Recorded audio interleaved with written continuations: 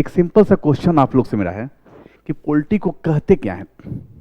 हम लोग जनरली आम बोलचाल की भाषा में बोल देते हैं कि पोल्टी है पोल्टी है, लेकिन पोल्टी को डिटेल में कहा क्या जाता है? आपको सिलेबस में, क्वेश्चन बैंक में इसको क्या मेंशन किया गया है?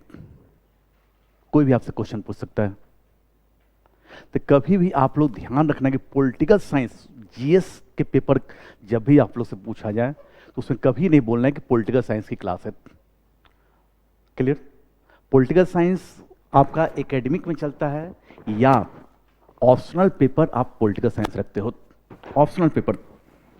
लेकिन जीएस की क्लास में इसको पॉलिटिकल साइंस का एक पार्ट है, पॉलिटिकल साइंस का एक पार्ट है, छोटा सा पार्ट है।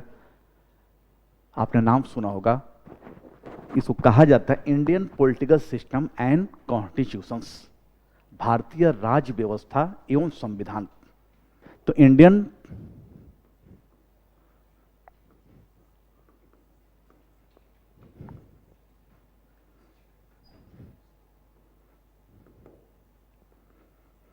पॉलिटिकल सिस्टम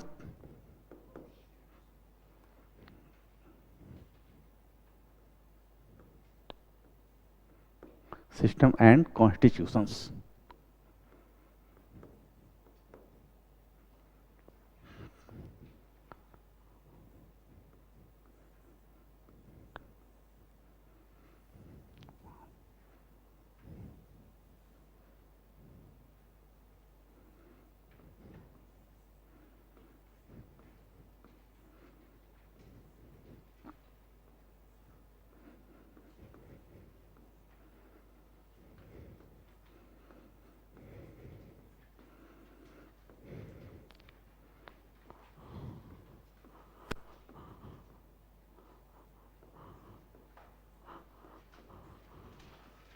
हमेशा है, और इसी को शॉर्ट फॉर्म में हम लोग पोल्टी बोल देते हैं।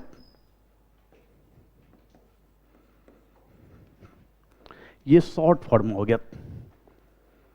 तो कभी भी जीएस की बात हो तो आप लोग हमेशा इस चीज को ध्यान रखना, इसको Indian political system and constitutions. Clear? Clear ना? अब यहां आप लोग देखना, सिलेबस की अगर बात की जाए, यहां दो चीज है, एक और दूसरा कॉन्स्टिट्यूशंस। एक हमारी पॉलिटिकल सिस्टम्स, ठीक, और दूसरा कॉन्स्टिट्यूशंस, संविधान, और दूसरा राज्य व्यवस्था। तो संविधान किसे कहा जाता है? कॉन्स्टिट्यूशंस किसे कहा जाता है? What is the constitutions? तो सिंपल हम कह सकते हैं the collections of rules and regulations are called constitutions, यानी नियमों एवं कानूनों के संग्रह को हम संविधान कहते हैं। क्लियर? क्लियर? बिना नियम कानून के, बिना रूल्स एंड रेगुलेशन के कोई भी सिस्टम रन नहीं करेगा। अगर आपकी क्लास अगर 3 बजे से है, अगर मान लीजिए कि टाइमिंग अगर नहीं रहेगी, भाई 3 से 5 आपकी क्लास है, तो कभी कोई बच्चा आएगा, कोई आएगा, कभी कोई आएगा, तो क्या ये प्रॉपर वे में क्लास ठीक से चल पाएगी? आपको पहले से शेड्यूल मिल जाता है। तो यहां हम देख रहे हैं कि अपने प्रैक्टिकल लाइफ में कि हर सिस्टम को रन कराने के लिए कुछ ना कुछ रूल्स एंड रेगुलेशंस बनाई जाती हैं। आप लोग ट्रैफिक में भी देखते हो, बाइक चलाते हो या 4 व्हीलर चलाते हो, तो आप लोग को ट्रैफिक रूल्स का फॉलो करना पड़ता है। अगर जिस समय हम ट्रैफिक रूल का फॉलो नहीं करते हैं तो क्या होता है? सिस्टम कोलैप्स हो जाता है, भयंकर जाम लग जाता है। लगता है कि नहीं लगता? तो हर सिस्टम के लिए, चाहे हमारी प्रैक्टिकल लाइफ, अपनी पर्सनल लाइफ हो या सोशल लाइफ हो, हर चीज को रन कराने के लिए कुछ ना कुछ नियम कानून की आवश्यकता होती है, रूल्स एंड रेगुलेशंस के। बिना रूल्स एंड रेगुलेशंस के कोई भी सिस्टम रन नहीं करेगा, हमेशा इस चीज को ध्यान रखना है। उसी को हम सिंपल वे में अगर पॉलिटी की भाषा में बात करें तो हम उसको संविधान या कॉन्स्टिट्यूशंस कहते हैं। हम देखिए, ब्रीफ नॉलेज मैं दे रहा हूं, कॉन्स्टिट्यूशंस क्या होता है डिटेल में हम और भी करेंगे। और ये सिस्टम क्या होता है? राज्य व्यवस्था, यानी कॉन्स्टिट्यूशंस के प्रैक्टिकल पोर्शन को, यानी कॉन्स्टिट्यूशंस को जब हम इंप्लीमेंट करते हैं उसी को हम पॉलिटिकल सिस्टम कहते हैं। यानी संविधान के व्यवहारिक रूप को, ठीक, हम राज्य व्यवस्था कहते हैं, राज्य व्यवस्था कहते हैं। यह थ्योरेटिकल पोर्शन हो गया, कॉन्स्टिट्यूशंस, और उसका प्रैक्टिकल इंप्लीमेंटेशंस क्या हो जाएगा, राज्य व्यवस्था। क्लियर? हम बिल्कुल अभी सिंपल वे में कर रहे हैं, ब्रीफ नॉलेज दे रहे हैं आपको, डिटेल में और भी आगे इसको हम करवाएंगे, इसमें और क्या क्या डिफरेंस है। क्लियर ना? तो पॉलिटी को हम क्या कहते हैं, भारतीय राज्य व्यवस्था एवं संविधान। अब ये जीएस के लिए अगर प्री की बात किया जाए और मेंस,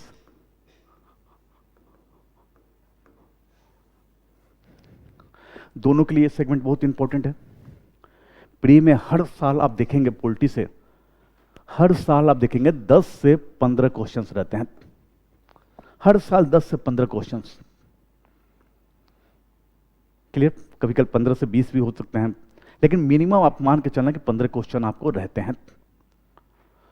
और मेंस के लिए जहां तक बात है, तो आप लोग जानते हो कि ये जो हमारी जो क्लास चल रही है, यह सिविल सर्विसेज के जीएस सेकंड पेपर में आता है,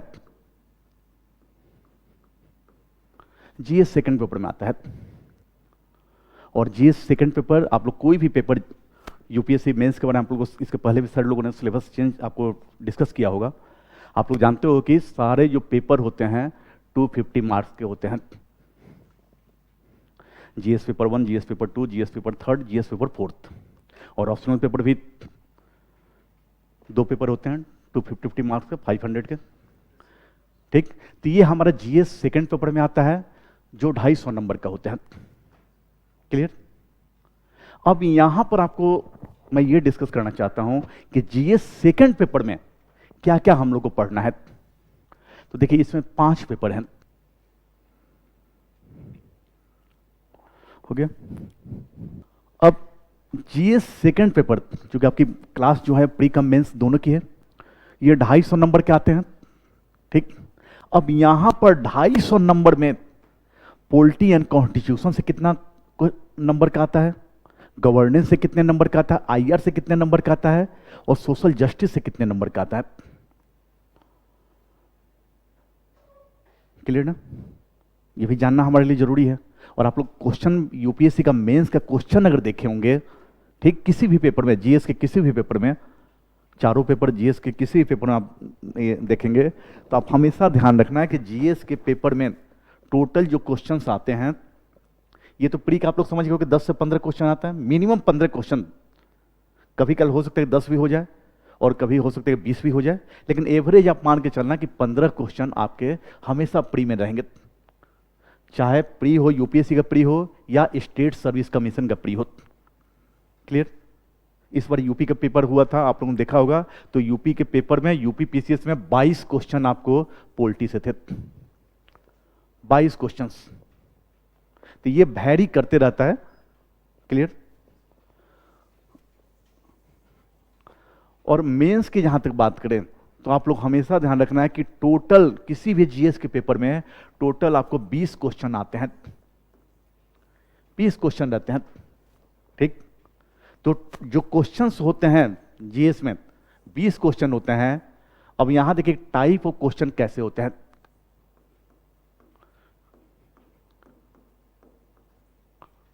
ये मेंस के लिए हमेशा ध्यान रखिएगा, 2 तरह के मेंस में क्वेश्चन पूछे जाते हैं। एक शॉर्ट टाइप और दूसरा लॉन्ग टाइप।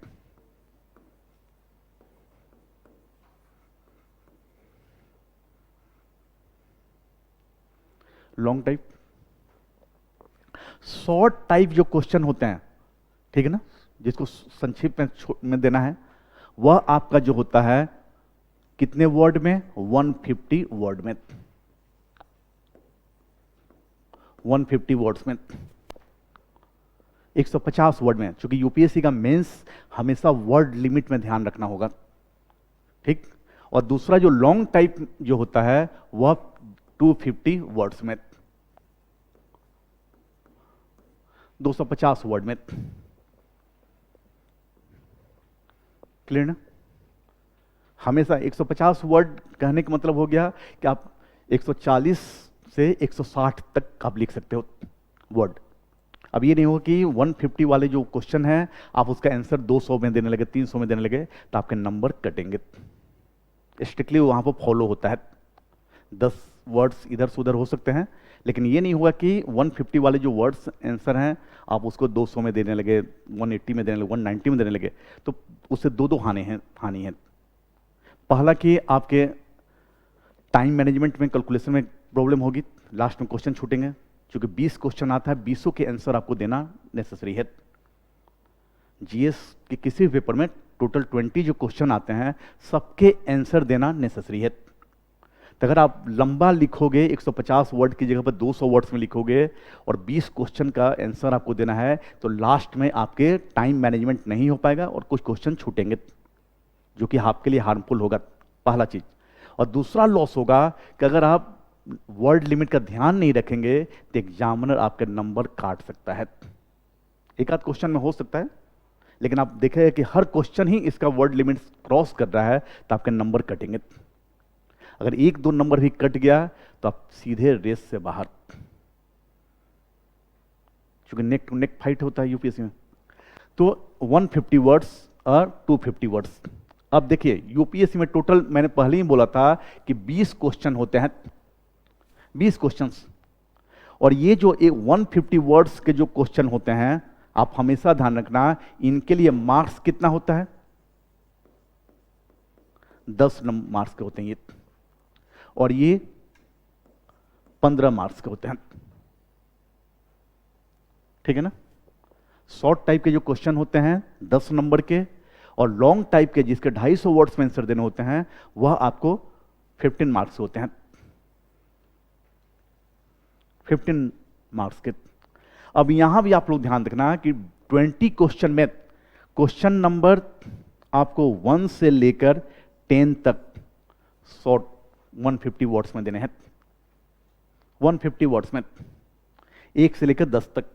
और फिर ये 11 से लेकर 20 तक आपको 250 वर्ड्स में। तो ये कितना हो गया? 1 to 10 कितना हो गया बताओ? आप 10-10 नंबर के होंगे तो 100, और ये 150,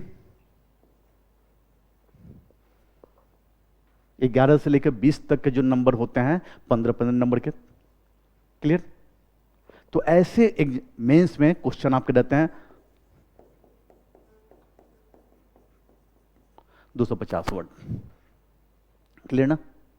तो हमेशा ध्यान रखें, शॉर्ट क्वेश्चंस आपके जो होते हैं 1 से लेकर किसी भी पेपर, जीएस के किसी भी पेपर में आप देखेंगे, मैं केवल सेकंड पेपर की बात नहीं बोल रहा हूं, आपको first paper, second paper, third paper and fourth paper, सब में आपका इसी तरह के क्वेश्चन रहते हैं, शॉर्ट टाइप और long type. Clear? Short type मतलब कि 150 वर्ड्स में देने हैं, आंसर देने हैं, और लॉन्ग टाइप का जो होगा वह आपको कितने वर्ड्स में?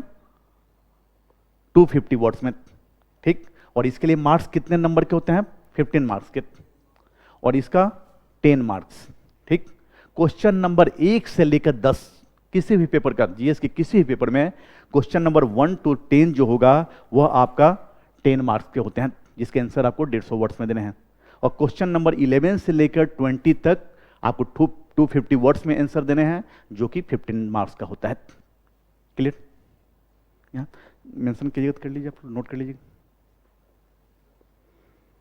कर लियो? हो गया ना? मिटा दें?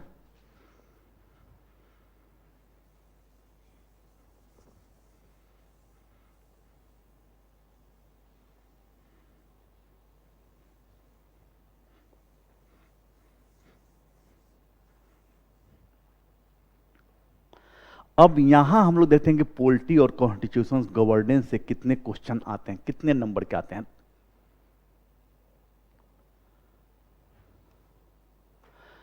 अब ये देखना आप लोग, इससे दोनों से मिलाकर हर साल आप लोग देखना,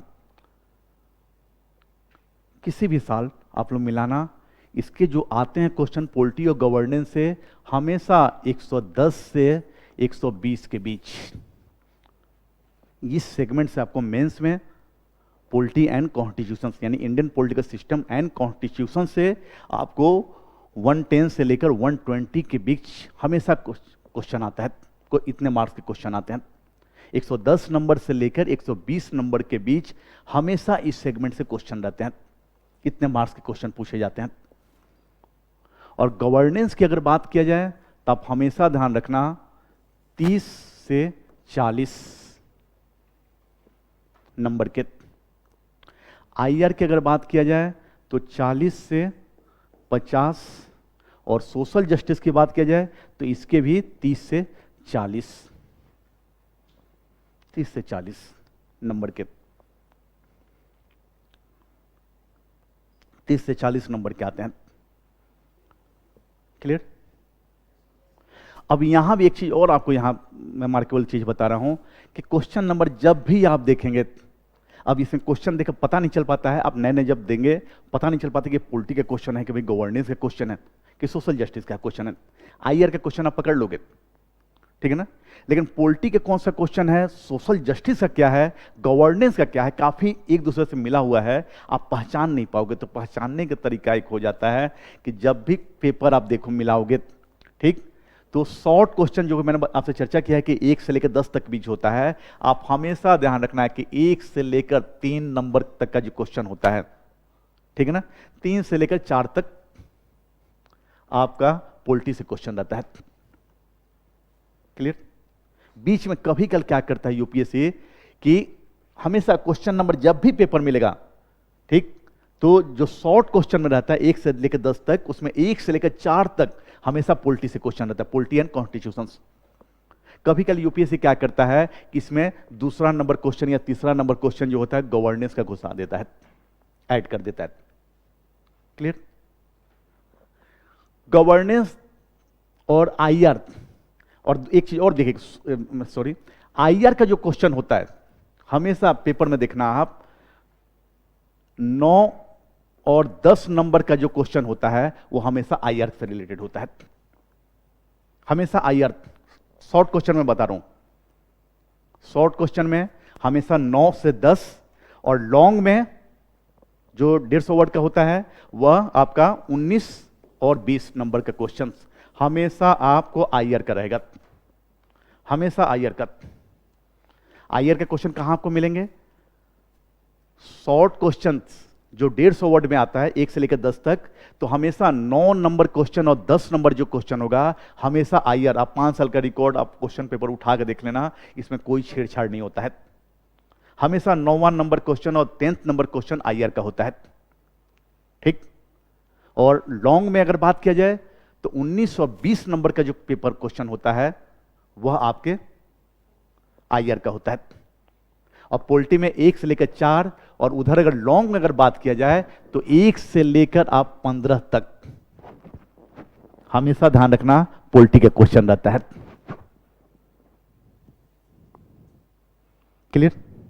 और इधर भी आपका सोशल जस्टिस में भी आप ध्यान रखना कि जनरली 18 नंबर का जो क्वेश्चन होता है या 17 नंबर, 17 और 18, यह आपका सोशल जस्टिस या गवर्नेंस में, ऐसे 15 तक हो गया ये आपका, 19 20 आपका पॉलिटी आईआर हो गया, बाकी कितना बता, 16 नंबर, 17 नंबर और 18 नंबर क्वेश्चन।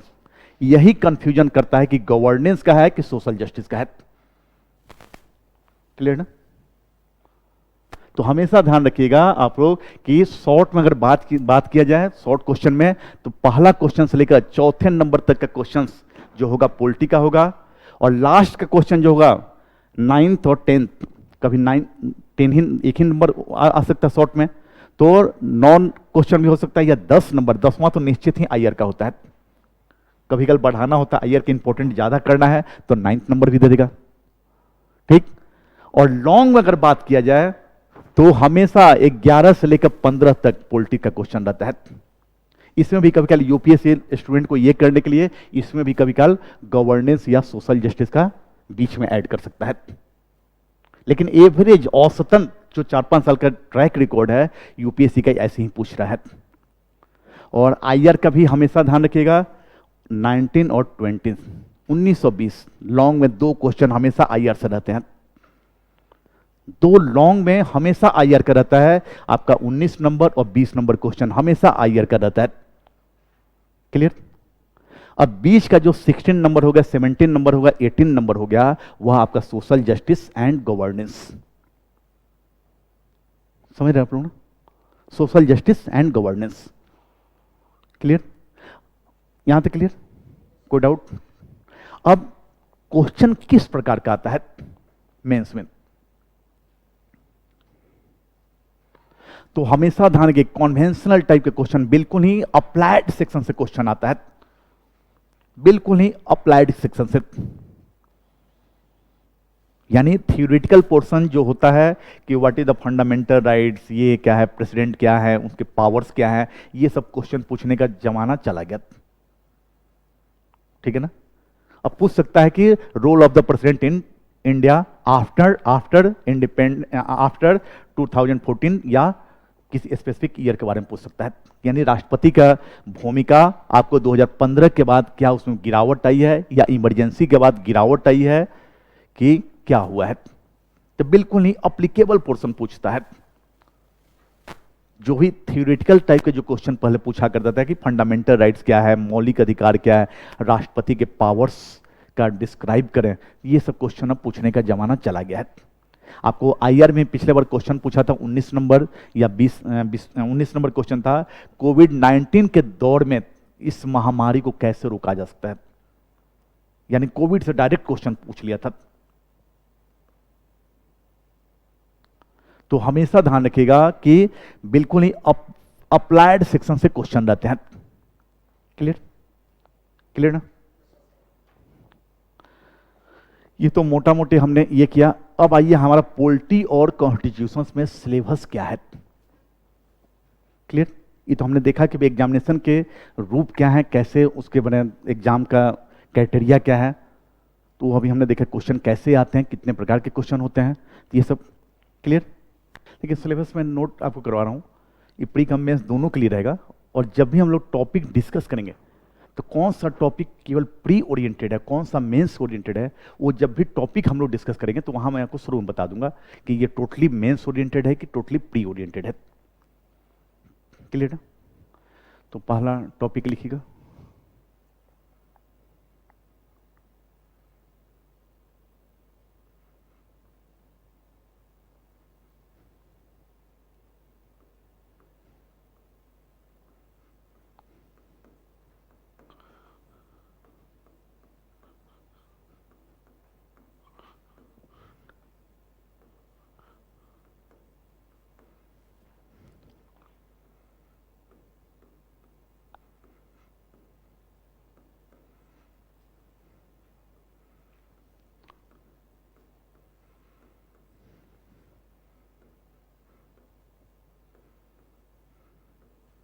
और 9th में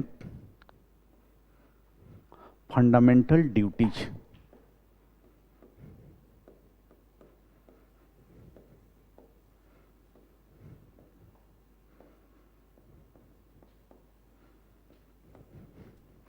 मौलिक कर्तव्य, फंडामेंटल ड्यूटीज 9th नंबर में। दूसरा मेकिंग ऑफ द कॉन्स्टिट्यूशन, संविधान निर्माण की प्रक्रिया। तीसरा कॉन्स्टिट्यूशनल डेवलपमेंट, संवैधानिक विकास क्रम। 4th नंबर प्रियम्बल, प्रस्तावना। और 5th नंबर में स्टेट्स एंड यूनियन टेरिटोरीज, संघ एवं राज्य क्षेत्र। 6th नंबर में सिटीजनशिप, नागरिकता। और 7th में फंडामेंटल राइट्स, मौलिक अधिकार। और 8th में DPSP, directive principle of the state, राज्य के नीति निर्देशक तत्व। और 9th नंबर मौलिक कर्तव्य। देखिए अभी तक के सिलेबस में, अभी और भी सिलेबस है आपका, सबसे जो इंपॉर्टेंट अभी तक का सिलेबस हो गया अभी तक में 9th नंबर में आपका प्रियम्बल, ये फंडामेंटल राइट्स और डीपीएसपी। आपका समझिए कि पॉलिटी का बेस है, ये पॉलिटी का बेस है। सबसे इंपॉर्टेंट सेगमेंट में फंडामेंटल राइट्स और डीपीएसपी। फंडामेंटल राइट्स, डीपीएसपी और फंडामेंटल ड्यूटीज भी कह लीजिए। आप देखते होंगे डीपीएसपी, डीपीएसपी होता क्या है? Directive principle of the state, राज्य के नीति निर्देशक तत्व।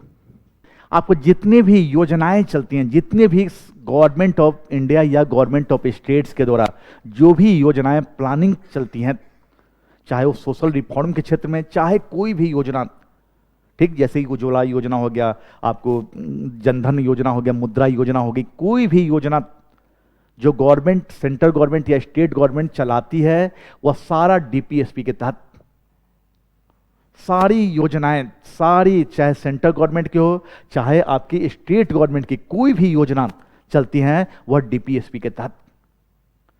देखेंगे गवर्नमेंट ऑफ इंडिया की बहुत सारी योजनाएं चलती हैं, आपको स्टेट गवर्नमेंट के द्वारा भी चलती हैं।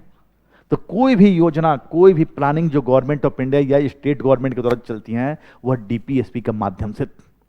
क्योंकि एक चीज आप लोग पॉलिटी पढ़ रहे हो तो हमेशा एक वर्ड आता है, सोशल वेलफेयर स्टेट, यानी लोक कल्याणकारी राज्य की स्थापना। हमारे कॉन्स्टिट्यूशन का मेन थीम जो है, हमारे संविधान का जो मेन थीम है कि भारत में लोक कल्याणकारी राज्य की स्थापना करना है, यानी सोशल वेलफेयर स्टेट को एस्टेब्लिश करना है। सोशल वेलफेयर स्टेट, लोक कल्याणकारी राज्य की स्थापना। और सोशल वेलफेयर स्टेट तभी स्टेबल हो सकता है जब, यानी सभी के बीच सोशल, इकोनॉमिक और पॉलिटिकल जस्टिस की प्राप्ति की जाए, यानी सभी नागरिकों के बीच आपका सामाजिक, आर्थिक और राजनीतिक न्याय का जब तक एस्टेब्लिशमेंट नहीं होगा, ठीक, तो कभी भी लोक कल्याणकारी राज्य की स्थापना यानी सोशल वेलफेयर स्टेट को एस्टेब्लिशमेंट नहीं किया जा सकता है। क्लियर ना? तो सोशल वेलफेयर स्टेट की एस्टेब्लिशमेंट को लेकर आपका डीपीएसपी का प्रोविजंस किया गया। हमारे कॉन्स्टिट्यूशन का मेन एम है कि भारत में सोशल वेलफेयर स्टेट को एस्टेब्लिश करना।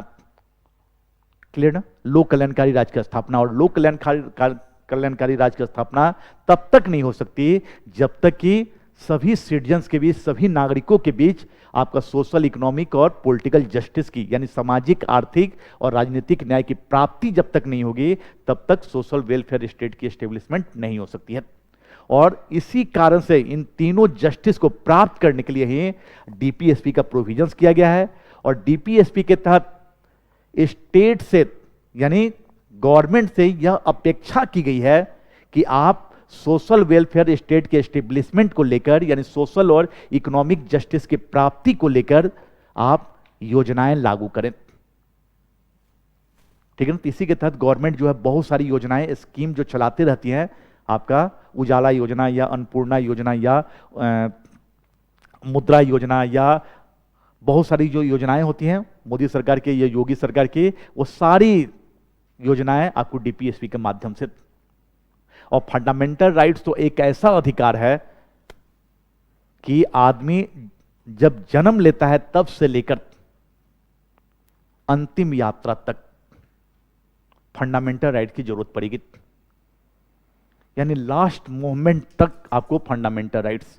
और यह राइट्स जो होता है वह बच्चा जब जन्म लेता है तो उसी के साथ उसको कॉन्स्टिट्यूशंस के द्वारा ही ऑटोमेटिकली प्राप्त हो जाता है, स्वतः प्राप्त हो जाता है। यह अधिकार जो होते हैं फंडामेंटल राइट्स, यह बच्चा जन्म लेता है, जन्म लेते के साथ ही उसको मिल जाता है। इसको देने के लिए आपको कोई कानून या रूल्स या रेगुलेशंस को बनाने की जरूरत नहीं पड़ती है। हमारे संविधान में ऐसा प्रोविजंस किया गया है फंडामेंटल राइट्स के रूप में कि जैसे कोई बच्चा अगर जन्म लेता है, जन्म लेते के साथ ही उसको फंडामेंटल राइट्स मिल जाती है। और केवल यही नहीं, अंतिम समय तक में भी वहां भी एक डेड बॉडी का भी अपना राइट्स होता है, क्योंकि हमारे कॉन्स्टिट्यूशन के अनुसार डेड बॉडी को भी कुछ राइट्स होते हैं। आप आईपीएस भी बनोगे या स्टेट सर्विस कमीशन भी क्वालिफाई करोगे, तो आप अगर डिप्टी एसपी या आईपीएस बन जाओगे तो वहां भी कोड ऑफ कंडक्ट के तहत पुलिस की यह रिस्पॉन्सिबिलिटी बनती है कि कोई भी अगर डेड बॉडी मिलता है, कोई भी अगर डेड बॉडी मिलता है तो पुलिस उस डेड बॉडी को हिफाजत के साथ रखती है किसी भी हॉस्पिटल में या कहीं भी। और आप देखते होंगे कि अक्सर पेपर वगैरह में ऐड एक आता छोटा सा कि ये डेड बॉडी जिसकी भी है संबंधित थाने का नंबर दिया जाता है कि आप यहां पर संपर्क करें। तो फंडामेंटल राइट्स डीपीएसपी सबसे इंपॉर्टेंट हो गया। उसके बाद प्रियम्बल का भी सेगमेंट जो होता है वह आपका बहुत इंपॉर्टेंट। ये तीनों जो सेगमेंट है प्रियम्बल्स भी आपको प्री और मेंस दोनों के लिए इंपॉर्टेंट हो गया। प्री और मेंस दोनों के लिए फंडामेंटल राइट्स, डीपीएसपी भी आपको प्री और मेंस दोनों के लिए इंपॉर्टेंट हो जाते हैं। सिलेबस हम लोग देखेंगे वहां पर, द फंडामेंटल राइट्स और डीपीएसपी के बीच रिलेशनशिप को लेकर भी क्वेश्चन एग्जाम में आते हैं कि इनके बीच किस प्रकार के संबंध हैं और इन संबंधों के प्रति कोर्ट का ओपिनियन क्या है, यानी हमारे सुप्रीम कोर्ट का ओपिनियन क्या है फंडामेंटल राइट्स और डीपीएसपी के बीच अगर क्लैश हो, संघर्ष हो, ठीक, तो उसमें सुप्रीम कोर्ट का क्या ओपिनियन है, सुप्रीम कोर्ट ने क्या डिसीजन दिया है, इसके बारे में भी क्वेश्चन आपको मेंस में आता है। अब देखिए ये जो सेगमेंट हो गया मेकिंग ऑफ द कॉन्स्टिट्यूशंस, ये टोटली प्री ओरिएंटेड हो गया, प्री ये हो गया और ये 2 और 3 नंबर संविधान निर्माण की प्रक्रिया और आपका constitutional development totally pre oriented. 10th number आ जाइए।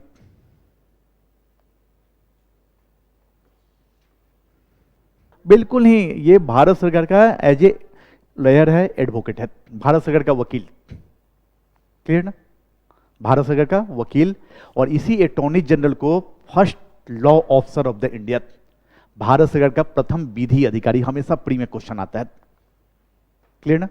तो सिंपल सा कोई अगर पूछ दे कि लेमन के रूप में कोई भी अगर पूछ दे कि अटॉर्नी जनरल ऑफ इंडिया किसे कहते हैं, तो आपको सीधे सिंपल वे में बताना है कि अब भारत सरकार के वकील होते हैं, एडवोकेट होते हैं, क्लियर। और ये controller and auditor general of India, बहुत पावरफुल पोस्ट है। सीएजी ये कौन सा पद होता है, आप सीधे जानते हो भाई, हिसाब किताब रखने के लिए अकाउंटेंट होता है ना, मुंशी जिसको बोलते हैं लोग, अकाउंटेंट बोलते हैं, ठीक। तो ये भारत सरकार की एक तरह से लेमन के रूप में कहा जाए कि भारत सरकार के मुनीम जी हैं, मुंशी जी हैं, अकाउंटेंट हैं, यानी भारत सरकार के जितने भी आपको रेवेन्यू आता है, ठीक है ना, पैसा अकाउंट में कहां से आया, कहां खर्च करना है, सबका हिसाब किताब ये रखते हैं, क्लियर ना। तो आज का जो समय है बिल्कुल फाइनेंशियल टाइम है, इकोनॉमिक टाइम है, तो जिसके पास इकोनॉमिक होगा वही पावरफुल होगा, तो सारा हिसाब किताब भारत सरकार के यही रखते हैं, क्लियर, क्लियर ना।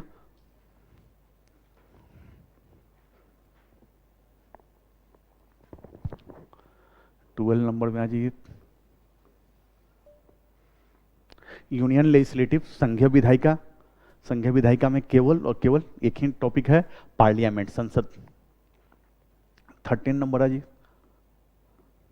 न्यायपालिका में हमें केवल 2 चीज पढ़ना है, एक सुप्रीम कोर्ट और दूसरा हाई कोर्ट। देखिए अटॉर्नी जनरल, जैसे कि हमने पिछले में डिस्कस किया था यूनियन एग्जीक्यूटिव में, अटॉर्नी जनरल के बारे में चर्चा किया था। तो अटॉर्नी जनरल हम लोगों ने ये बताया कि भाई वह भारत सरकार का एडवोकेट होता है, वही सेम चीज एडवोकेट जनरल हो गया, यह स्टेट गवर्नमेंट का एडवोकेट होता है, स्टेट गवर्नमेंट का यह लेयर होता है, क्लियर। स्टेट लेजिस्लेटिव, राज्य विधानमंडल।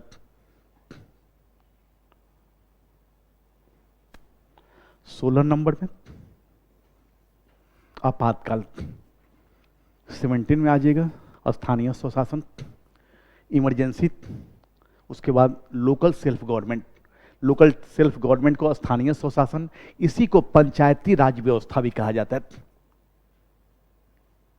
क्लियर ना, इसी को पंचायती राज व्यवस्था भी कहा जाता है।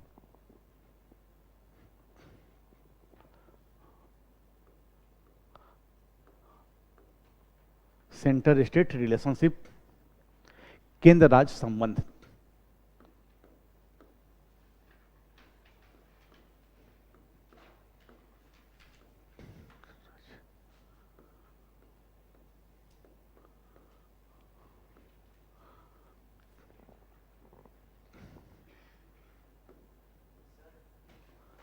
पढ़ने के स्रोत क्या रहेंगे,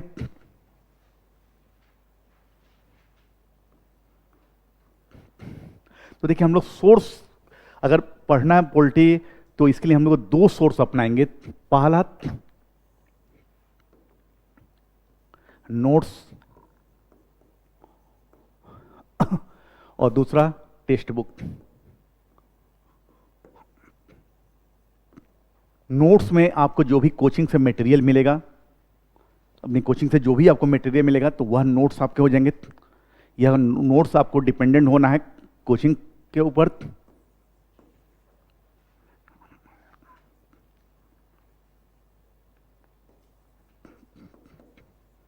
इंस्टीट्यूट की तरफ से जो भी नोट्स मिलेंगे तो वो आपके लिए हो जाएंगे। और बुक में आप हमेशा ध्यान रखिएगा एनसीईआरटी,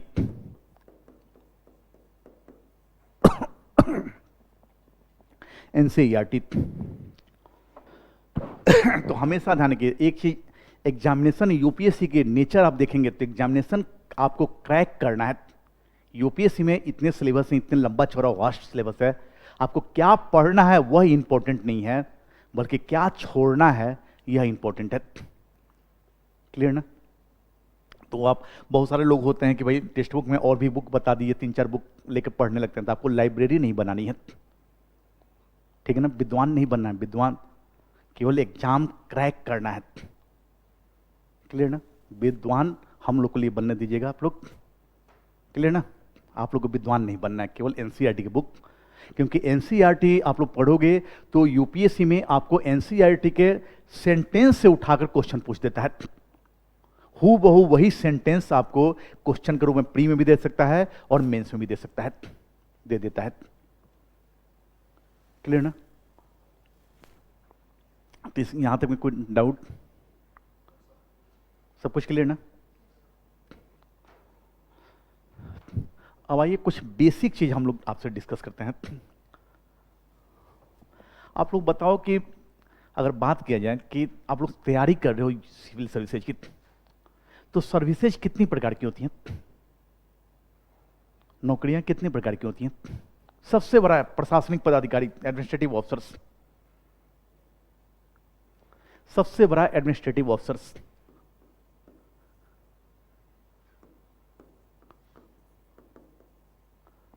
सेंटर का क्या हो जाएगा और स्टेट का? सबसे बड़ा प्रशासनिक पदाधिकारी एडमिनिस्ट्रेटिव ऑफिसर। तो सेंटर का हो जाएगा, सही बताया उन्होंने, कैबिनेट सेक्रेटरी। कैबिनेट सेक्रेटरी यानी सबसे बड़ा प्रशासनिक पदाधिकारी,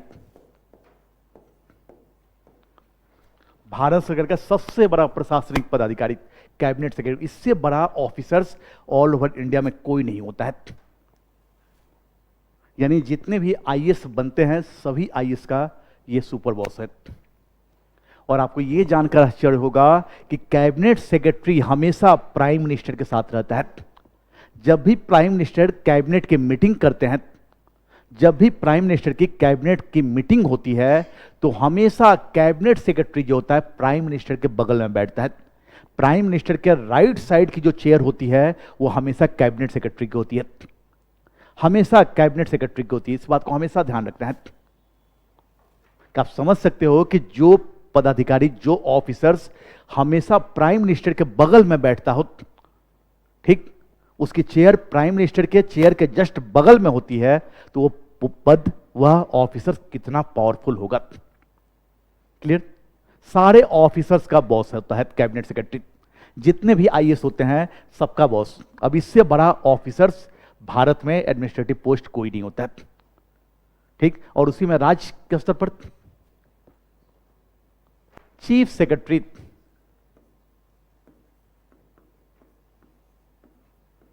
चीफ सेक्रेटरी, मुख्य सचिव,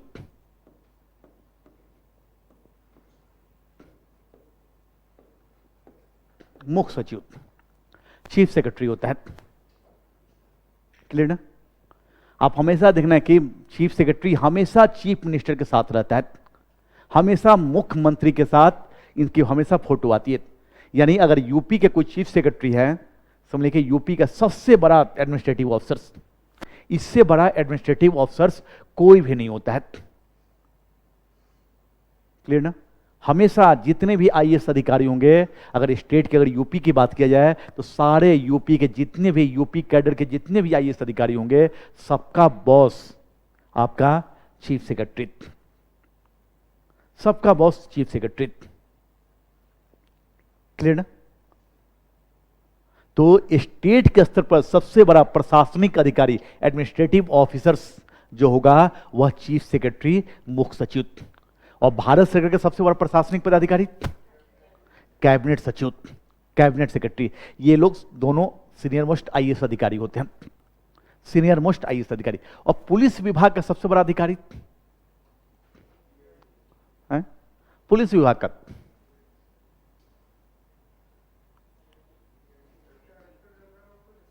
डीजीपी। सही बात बोलते हैं। पुलिस महकमे का सबसे बड़ा पदाधिकारी आपको डीजीपी होता है, director general of police. Clear ना? और डीजीपी भी हमेशा इसके अंडर में रहते हैं। आप लोग देखते हो कि कभी कल प्रैक्टिकल एक्सपीरियंस कभी लेना, अगर एक साथ आईएएस, डीएम और एसपी की गाड़ी जाती हो, किसकी गाड़ी आगे जाएगी? क्योंकि आप लोग तैयारी कर रहे हो उसकी चीज, तो मुझे लगता है कि आप लोगों को पता होगा, हमेशा डीएम की गाड़ी आगे होगी। क्योंकि डीएम जो होता है, हमेशा ध्यान रखिएगा, डीएम जो होता है वो हमेशा ध्यान रखिएगा कि अपने जिले का सर्वे सर्वा होता है। ठीक है ना? जिले का सर्वे सर्वा। ठीक। और डीएम जो होता है दो प्रकार से काम करता है।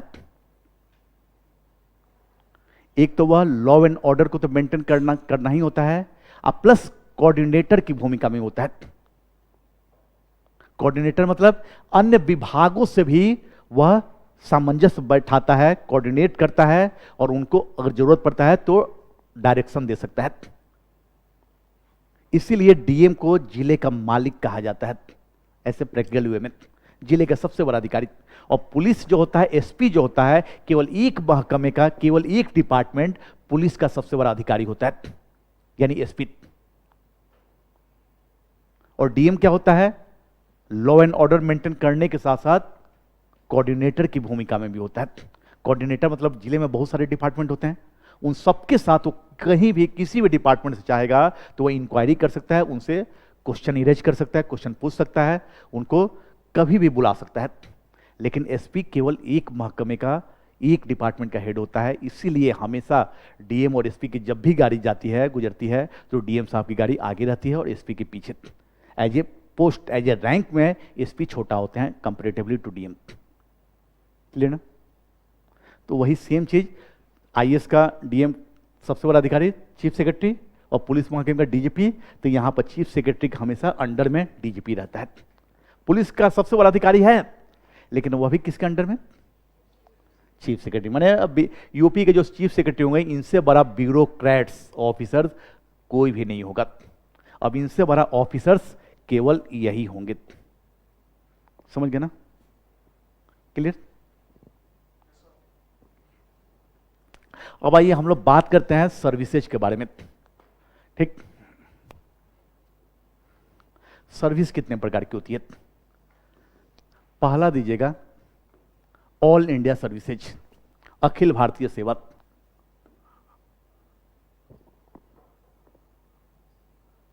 दूसरा सेंट्रल सर्विस,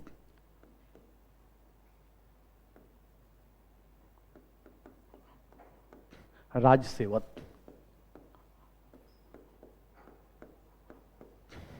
यही तीन प्रकार की नौकरियां होती हैं। एक ऑल इंडिया सर्विसेज, दूसरा माने अखिल भारतीय सेवा, दूसरा सेंट्रल सर्विसेज, केंद्रीय सेवा, और तीसरा स्टेट सर्विसेज। अखिल भारतीय सेवा में कितनी नौकरी आती हैं? केवल 3 नौकरी आती हैं, केवल 3 सर्विसेज। पहला आईएएस,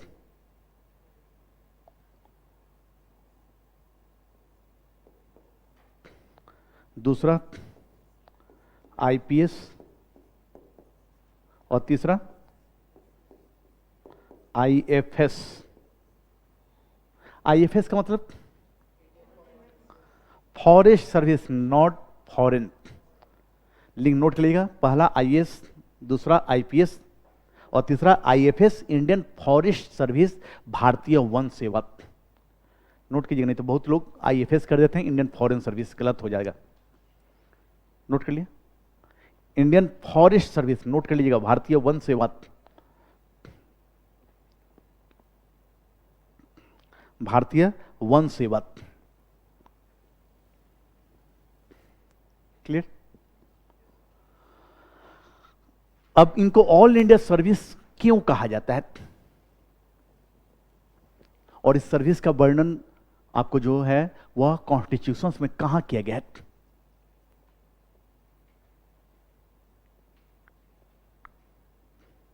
खैर हम भी चर्चा करेंगे। सेंट्रल सर्विसेज में क्या होता है, कौन कौन सेवा आती हैं?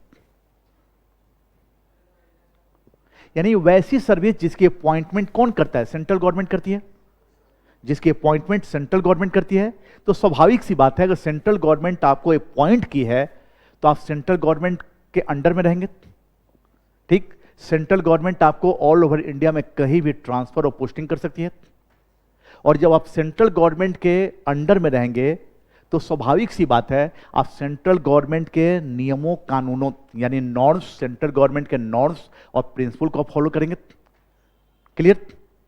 और सेंट्रल गवर्नमेंट के जब नियमों कानूनों के यानी नॉर्म्स और प्रिंसिपल के जब फॉलो करेंगे तो स्वाभाविक सी बात है आप सेंट्रल गवर्नमेंट के लिए जब जॉब करोगे, सेंट्रल गवर्नमेंट के लिए काम करोगे, तो आपको पेमेंट कौन करेगा? सेंट्रल गवर्नमेंट करेगी। आपको पेमेंट, अलाउंस या आफ्टर रिटायरमेंट जो भी पेंशन या अन्य अलाउंस होता है वह कौन देगा? Central government. तो वैसी सर्विसेज को हम क्या कहेंगे? Central services. यानी जिसकी अपॉइंटमेंट कौन करता है? सेंट्रल गवर्नमेंट करती है। उन अपने इंप्लॉइज को central government all over India में कहीं भी डिप्यूट कर सकती है, कहीं भी उनको ट्रांसफर पोस्टिंग कर सकती है। ठीक, और चूंकि ये सेंट्रल गवर्नमेंट के अंडर में काम करते हैं, सेंट्रल गवर्नमेंट के अंडर में रहते हैं, तो स्वाभाविक सी बात है ये सेंट्रल गवर्नमेंट इनको पेमेंट कौन देगा? सैलरी कौन देगी? अलाउंस कौन देगा? तो वह सेंट्रल गवर्नमेंट अलाउंस देगी। ठीक, समझ गए? और चूंकि ये सेंट्रल गवर्नमेंट इनको अपॉइंट करती है तो स्वाभाविक सी बात है सेंट्रल गवर्नमेंट के नॉर्म्स और प्रिंसिपल को भी फॉलो करेंगे, सेंट्रल गवर्नमेंट के सिद्धांतों को, नियमों को भी पालन करेंगे। तो वैसी सर्विसेज को हम क्या कहते हैं? Central services. एग्जाम्पल के तौर पर कौन? आप सीबीआई के छोटे पद के बारे में, तैयारी आप यूपीएससी कर रहे हो, छोटे पद के बारे में क्यों बोल रहे हो, सोच रहे हो? यूपीएससी जो भी एग्जाम कंडक्ट कराती है, सिंपल सा एक लाइन में बताना है, ग्रुप यूपीएससी जो भी एग्जाम कंडक्ट कराएगी, यूपीएससी जो भी एग्जाम, जैसे मैं एग्जांपल में, एक तो यूपीएससी आपका सिविल सर्विसेज की एग्जाम तैयारी करवाती है, तो सिविल सर्विसेज एग्जाम में ये दो नौकरियों को छोड़कर आईएफएस का एग्जाम अलग कराती है यूपीएससी। ठीक, यूपीएससी जो भी सिविल सर्विस का एग्जाम कंडक्ट कराती है और ऊपर की दो नौकरियों को छोड़कर, आईएएस आईपीएस को छोड़कर जितने भी बाकी सारी पोस्टेज हो गई, Indian forest, Indian foreign service, Indian railway service, Indian revenue service, Indian railway and traffic service, Indian account service, ठीक, ग्रुप ए और ग्रुप बी की सारी सर्विसेज आपको क्या हो जाएंगी? सेंट्रल सर्विसेज हो जाएंगे। तो यूपीएससी जो भी एग्जाम कंडक्ट कराती है, केवल यूपीएससी आपका सिविल सर्विसेज कहीं एग्जाम कंडक्ट नहीं कराती है, और भी बहुत चीज के एग्जाम कंडक्ट कराती है, जैसे कि सीडीएस की एग्जाम कंडक्ट कराती है, एनडीए की एग्जाम कंडक्ट कराएगी, प्लस आपको प्रोविडेंट फंड कमिश्नर की एग्जाम कंडक्ट कराती है, एपीएफ की, प्लस सीपीओ वगैरह की भी तैयारी कराती है, कंडक्ट कराती है, असिस्टेंट कमांडेंट वगैरह जैसे लोग बनते हैं, सीपीओ सीपीएफ होता है ना, उसकी भी यूपीएससी लेती है। तो यूपीएससी जो भी एग्जाम कंडक्ट कराएगी वे सारी सर्विसेज आपका सेंट्रल सर्विसेज में होंगी। और उसके बाद यूपीएससी के बाद, यूपीएससी में सारी, उसके बाद एसएससी, एसएससी जितने भी सारे एग्जाम कंडक्ट कराती है सारे सेंट्रल सर्विसेज में, सारी आपको सेंट्रल सर्विसेज में, चाहे वो आफ्टर इंटरमीडिएट या आफ्टर ग्रेजुएशन जो होती है सारी। उसके बाद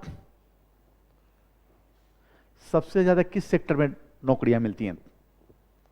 रेलवे, रेलवे भी सेंट्रल सर्विसेज।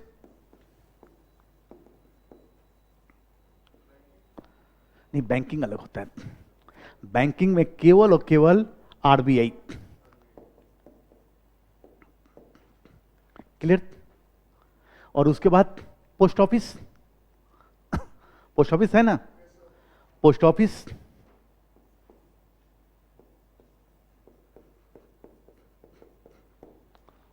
उसके बाद डिफेंस हो जाएगा,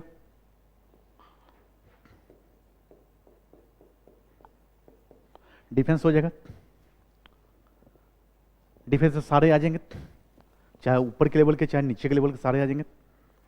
उसके बाद पारामिलिट्री फोर्सेज, अर्धसैनिक बल, जो बीएसएफ, आईटीबीपी, सीआईएसएफ में होता है, तो अर्धसैनिक बल भी लिख लीजिएगा, पारामिलिट्री फोर्सेज, अर्धसैनिक बल, पारामिलिट्री फोर्सेज, अर्धसैनिक बल, पारामिलिट्री फोर्सेज।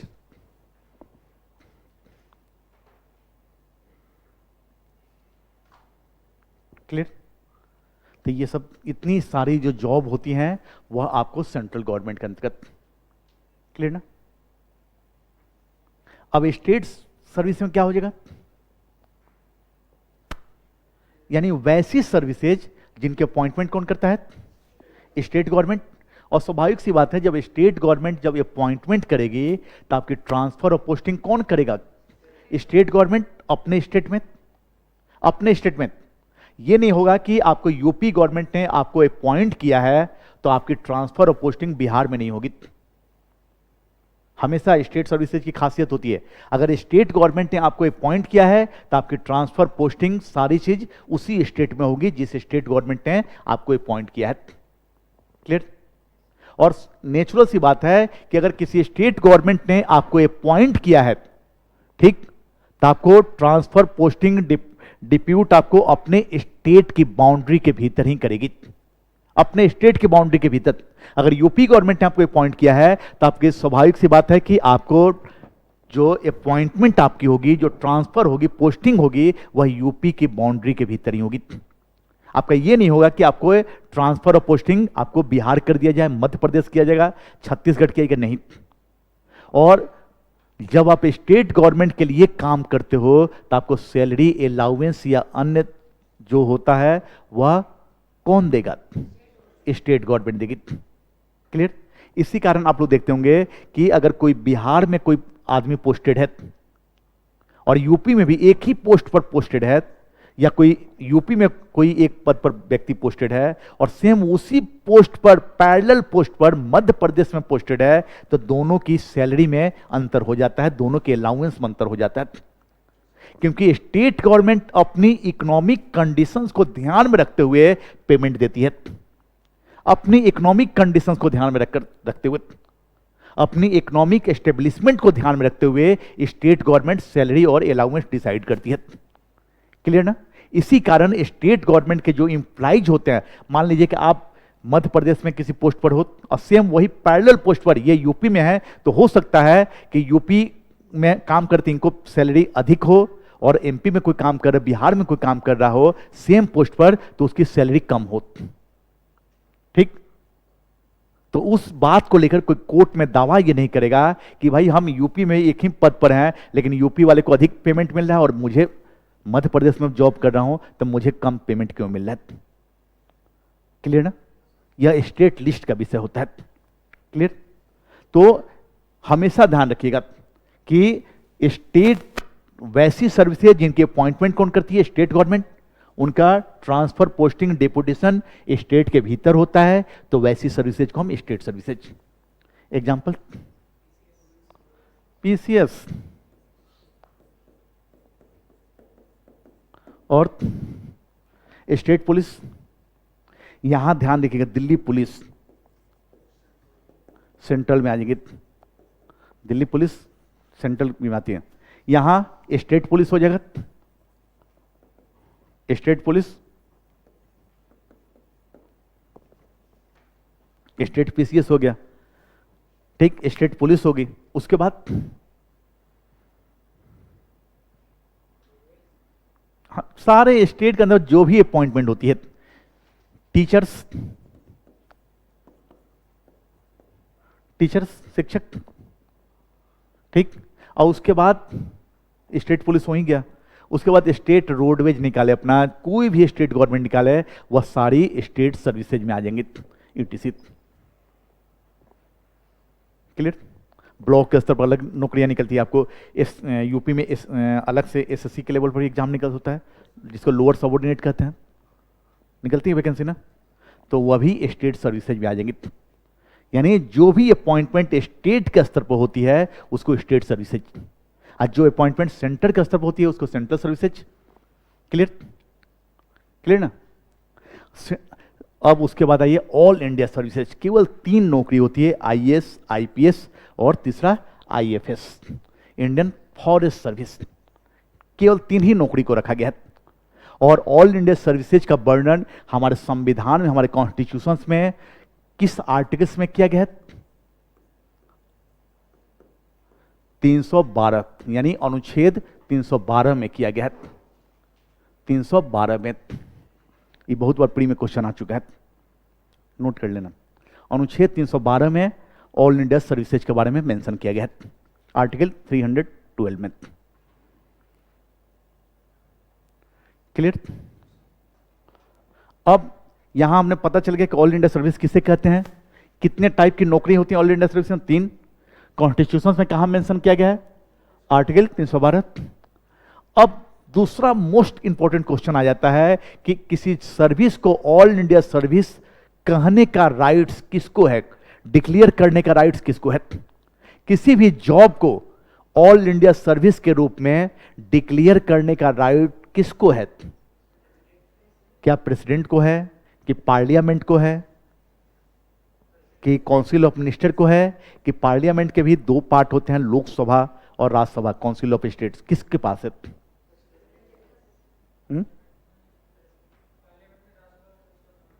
क्या बोले? सही बोल रहे हैं, बताओ।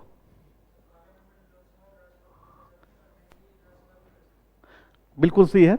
यह किसी भी जॉब को, किसी भी सर्विस को, देखिए ऑल इंडिया सर्विस में केवल 3 ही है, ठीक? किसी भी सर्विस को ऑल इंडिया सर्विस के रूप में डिक्लेयर करने का अधिकार वह किसको है? राज्यसभा को, काउंसिल ऑफ स्टेट को, राज्यसभा को,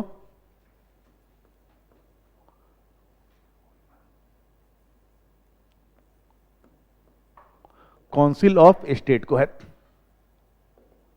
राज्यसभा को है। किसी भी जॉब को ऑल इंडिया सर्विस के रूप में डिक्लेयर करने का अधिकार हमेशा आप लोग ध्यान रखिएगा किसको है? काउंसिल ऑफ स्टेट, राज्यसभा को है। राज्यसभा काउंसिल ऑफ स्टेट अगर चाहेगी तो अभी ऑल इंडिया सर्विस में किसी जॉब को ऐड कर सकती है, और चाहेगी तो किसी जॉब को रिमूव भी कर सकती है।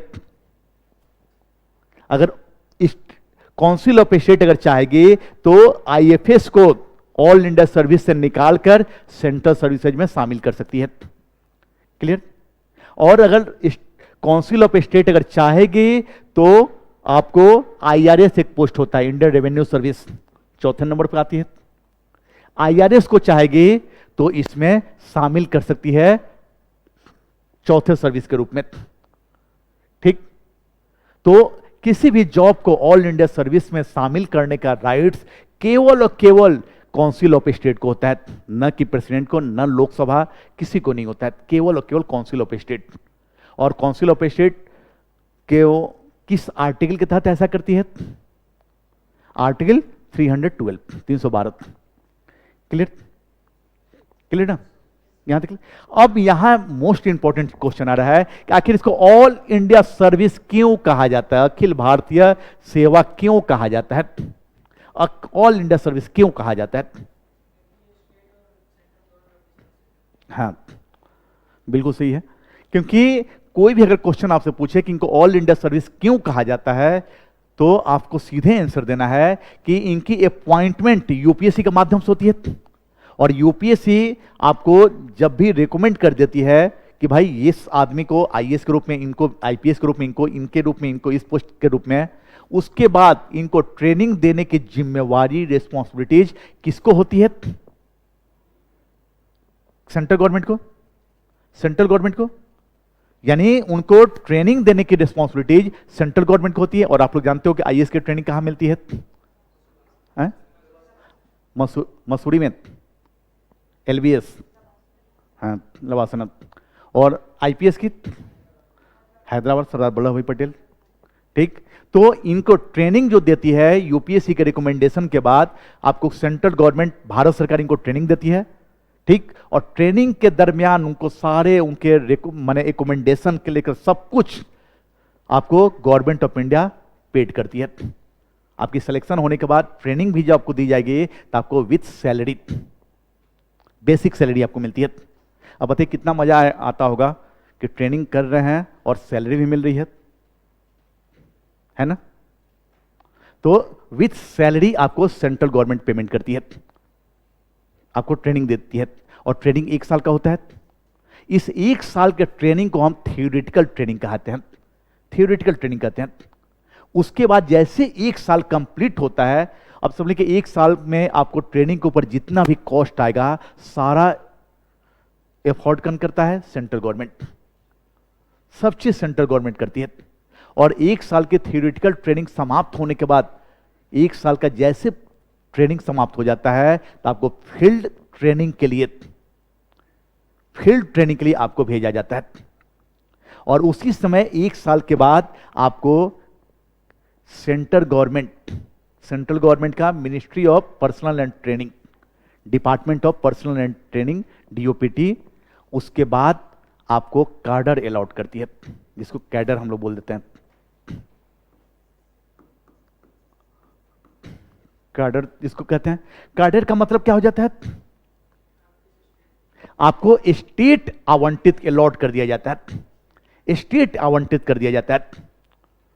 क्लियर? मान लीजिए 50 लोग को इस साल ट्रेनिंग दी गई है, तो 1 साल की ट्रेनिंग के पश्चात अब किसको कौन सा स्टेट में भेजना है, यह भारत सरकार का ministry of personal and training, यानी डिपार्टमेंट ऑफ पर्सनल और ट्रेनिंग, जो कि होम मिनिस्ट्री के अंतर्गत आता है, ठीक, वह डिसाइड करती है, department of personal and training. अब वह आपको कैडर अलॉट करती है। कैडर का मतलब हो गया कि आपको स्टेट आवंटित किया जाता है, स्टेट आवंटित किया जाता है। अगर मान लीजिए कि आप में से सिलेक्शन आप लोग में से हुआ, तो मान लीजिए कि इनको बिहार कैडर अलॉट कर दिए गए, इनको यूपी कैडर, इनको महाराष्ट्र कैडर, इनको आपको जम्मू कश्मीर, इनको छत्तीसगढ़। तो इनको चूंकि बिहार कैडर अलॉट हुआ है, इनको यूपी कैडर, इनको महाराष्ट्र कैडर, तो इसी को कहा जाता है कि कैडर अलॉट हो गया। अब ये कहां के इंप्लॉय हो गए? इनको बिहार कैडर अलॉट हुआ है, तब ये 1 साल की थियोरेटिकल ट्रेनिंग करने के बाद जिसको भी स्टेट आवंटित हुआ है वह उस स्टेट में चला जाता है, उस स्टेट में चला जाता है।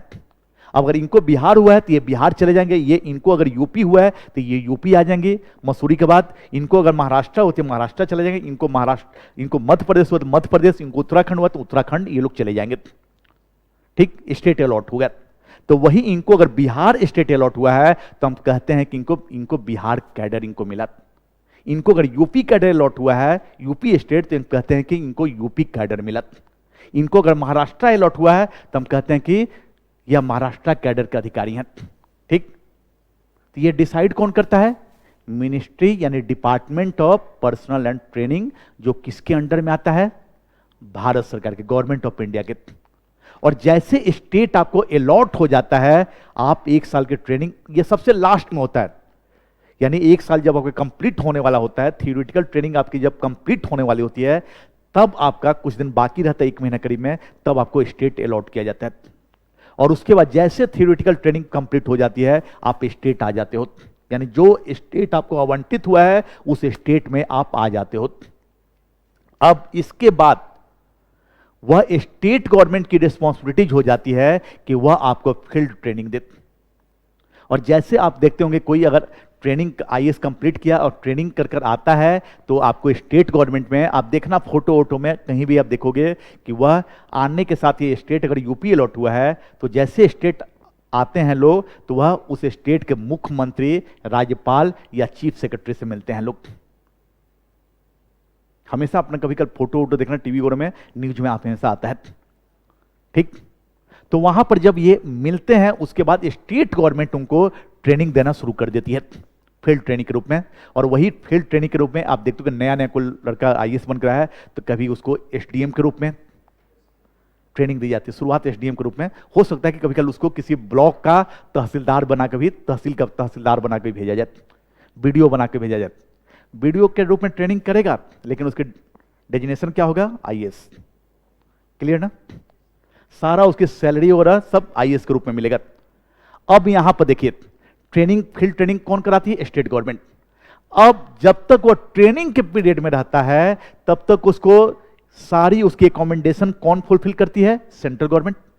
उसकी सैलरी और भी जो खर्च होते हैं। लेकिन जब वो स्टेट में आ जाता है, यानी जो कैडर अलॉट हो गया, उस कैडर के तहत जब स्टेट में आ जाता है और स्टेट गवर्नमेंट जब उसको ट्रेनिंग देने लगती है, तो फिर उसका सारा सैलरी अलाउंस कौन अब देगा? State government. क्योंकि वो काम किसके लिए कर रहा है? स्टेट गवर्नमेंट के लिए। अब स्टेट गवर्नमेंट उसको फील्ड ट्रेनिंग देती है, फील्ड ट्रेनिंग कंप्लीट हो जाता है, ठीक, तो उसके बाद उसको पोस्टिंग और किया जाता है, ठीक।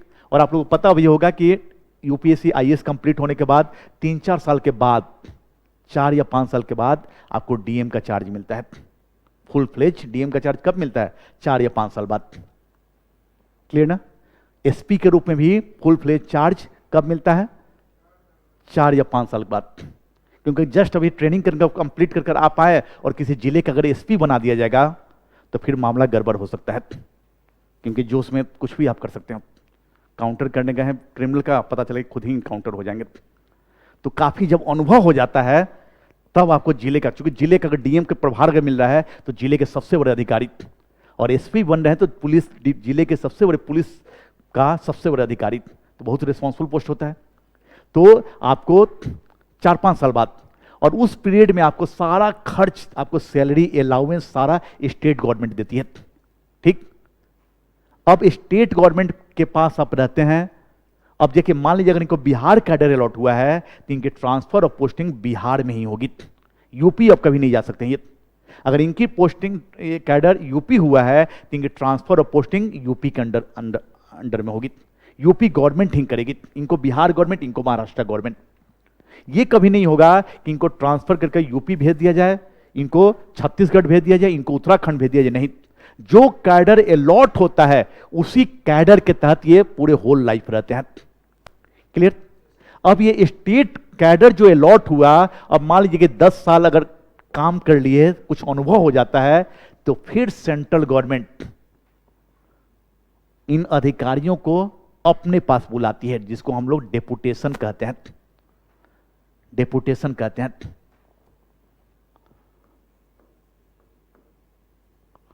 डेपुटेशन कहा जाता है, जिसको प्रतिनियुक्ति कहा जाता है। प्रतिनियुक्ति का मतलब यह हो जाता है, डेपुटेशन का मतलब हो जाता है कि आपको स्टेट गवर्नमेंट, स्टेट में काम करते हो कुछ अनुभव जो हो जाता है, तो आपके एक्सपीरियंस का लाभ लेने के लिए, सेंट्रल गवर्नमेंट अपने पास बुलाती है।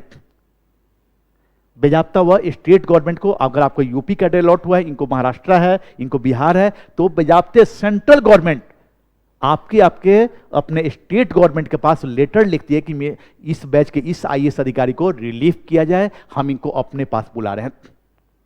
बेजाबता स्टेट गवर्नमेंट का लेटर आता है, मतलब सेंट्रल गवर्नमेंट का लेटर आता है स्टेट गवर्नमेंट के पास, और स्टेट गवर्नमेंट फिर उनको छोड़ देती है, रिलीव कर देती है। हमेशा आप पेपर वगैरह में इस वर्ड को देखेंगे, रिलीव कर दिया जाता है।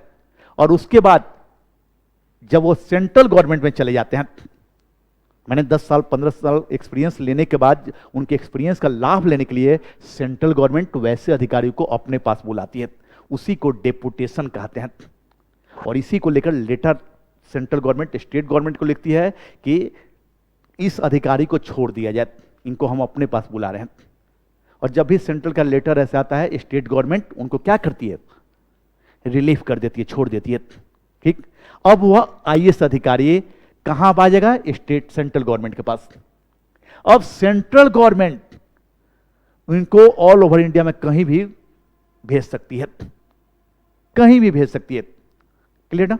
क्योंकि अब सेंट्रल गवर्नमेंट के पास आ गए, और सेंट्रल गवर्नमेंट के टेरिटोरीज आपको कहीं भी, सभी जगह लागू होती है, ठीक। तो वह ऑल ओवर इंडिया में कहीं भी उनको यूज कर सकती है, कहीं भी भेज सकती है। अब ये सेंट्रल गवर्नमेंट के अंडर में काम करते हैं, तो स्वाभाविक सी बात है, इनको सैलरी और अलाउंस कौन देगा? सेंट्रल गवर्नमेंट देगी। फिर सेंट्रल गवर्नमेंट इनको 2-4 साल रखती है, इनके एक्सपीरियंस का लाभ लेती है, और फिर 3-4 साल बाद इनको रिलीव कर देती है। छोड़ देती है, ठीक। और फिर ये कहां चले आते हैं? अपने स्टेट कैडर में। जो कैडर अलॉट हुआ था, जिस कैडर से सेंटर में गए थे, उसी कैडर में वापस आ जाते हैं। हमेशा ध्यान रखिए, कैडर जो अलॉट होता है वह पूरे होल लाइफ रहता है। क्लियर ना? अगर आप ये यूपी से सेंटर में गए हैं डेपुटेशन पर, तो ये कहां वापस आ जाएंगे? यूपी। ये अगर बिहार से गई है तो ये कहां वापस आ जाएगी? बिहार में वापस, ठीक। ये अगर महाराष्ट्र से गए हैं तो ये वापस कहां आ जाएंगे? महाराष्ट्र। अब महाराष्ट्र में वापस आएगा, अपने अपने होम स्टेट में वापस आ जाएंगे लोग, जो स्टेट इनको अलॉट हुआ था। अब यहां पर ये फिर कुछ दिन तक काम करेंगे, 5-6 साल फिर काम करेंगे, 10 साल फिर काम करेंगे, और फिर कुछ अनुभव जब हो जाता है, ठीक। अब जब होम स्टेट में आ गए तो फिर ये होम स्टेट के यानी स्टेट गवर्नमेंट के एम्प्लॉय हो गए। अब इनको सैलरी और अलाउंस कौन देगी? State government. और जब इनको कुछ और एक्सपीरियंस हो जाता है, फिर इनके एक्सपीरियंस का लाभ लेने के लिए फिर सेंट्रल गवर्नमेंट क्या कर लेती है? डेपुटेशन बुलाती है। और जब बुलाएगी तो उसी समय मेंशन हो जाता है कि इनको 3 साल के लिए कि 4 साल के लिए बुला रहे हैं। क्लियर ना? तो फिर इनको बुलाएगी, स्टेट गवर्नमेंट छोड़ देगी, अब ये फिर सेंटर में चले जाएंगे और फिर सेंट्रल गवर्नमेंट के अंडर में काम करते हैं। क्लियर? अब ये सेंट्रल गवर्नमेंट के अंडर में काम करेंगे तो फिर इनको सैलरी अलाउंस कौन देगा? Central government. फिर 3-4 साल सेंट्रल गवर्नमेंट रखती है, फिर इनको छोड़ देती है। अब ये फिर कहां आ गए? स्टेट में आ गए। क्लियर? अब स्टेट गवर्नमेंट के अंडर में आ गए, अब इनको सैलरी अलाउंस कौन देगा? स्टेट। तो इनका सेंटर स्टेट में आना जाना लगा रहता है, इसी कारण इनको ऑल इंडिया सर्विस कहते हैं। क्लियर? क्लियर ना? क्यों ऑल इंडिया सर्विस कहते हैं? तो हमेशा इस चीज को ध्यान रखना है कि ये से प्री में हमेशा क्वेश्चन पूछता है, बहुत बार क्वेश्चन आया हुआ है यूपीएससी से लेकर स्टेट सर्विस कमीशन में कि ऑल इंडिया सर्विस में कितनी सर्विसेज हैं? तो कितनी सर्विस हैं? 3 सर्विस हैं। इसका वर्णन कौन कौन से सर्विस हैं? तो IAS, IPS and then IFS. फिर दूसरा क्वेश्चन आ सकता है कि इनका वर्णन जो है संविधान में कहां पर किया गया, इनको कहां पर मेंशन किया गया? तो आर्टिकल 312 में। और किसी भी जॉब को, किसी भी सर्विस को ऑल इंडिया सर्विस के रूप में डिक्लेयर करने का अधिकार किसको है? तो काउंसिल ऑफ स्टेट्स, राज्यसभा को। क्लियर ना?